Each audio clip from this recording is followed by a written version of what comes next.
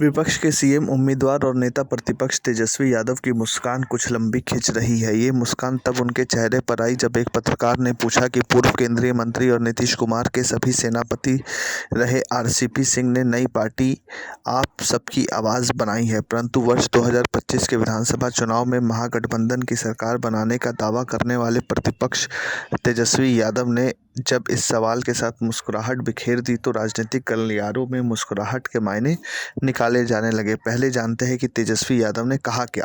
नेता प्रतिपक्ष तेजस्वी यादव ने पूर्व केंद्रीय मंत्री आरसीपी सिंह द्वारा नई पार्टी के गठन को लोकतांत्रिक अधिकार से जोड़ा और मुस्कुरा भी रहे थे। उन्होंने कहा कि लोकतंत्र में तो दल बनाना जनहित में अच्छी बात है, आखिर इसमें बुरा क्या है। लोकतंत्र में दल के गठन का सभी को अधिकार है, सबका अपना अपना अधिकार है और आरसीपी सिंह तो राजनीतिज्ञ है, पार्टी बनाई तो अच्छी बात है। पूर्व केंद्रीय मंत्री आरसीपी सिंह का इतिहास पीछा नहीं छोड़ रहा है। कहते हैं कि कभी नीतीश कुमार के सेनापति रहे और जेडीयू के संगठन को बूथ स्तर तक खड़ा करने वाले पूर्व केंद्रीय मंत्री आरसीपी सिंह का वर्ष 2022 में जेडीयू की प्राथमिकता सदस्यता से बर्खास्त करना काफ़ी खल गया और जब आरसीपी सिंह मई 2023 में भाजपा में शामिल हुए तब राजनीतिक गलियारों में ये चर्चा तेज हो गई थी कि आरसीपी सिंह का बदलापुर एक्सप्रेस चल पड़ा है। तब नीतीश कुमार भी महागठबंधन में थे। बीजेपी ने आरसीपी सिंह को भाव नहीं दिया। आरसीपी सिंह बीजेपी में भाव नहीं मिलने से परेशान हुए। उनकी बदलापुर एक्सप्रेस सियासी पटरी से उतर गई। तब उन्होंने पटरी चेंज कर ली और अब जब से नई पार्टी बनी है तब से आरजेडी के नेताओं के चेहरे पर मुस्कुराहट दौड़ गई है।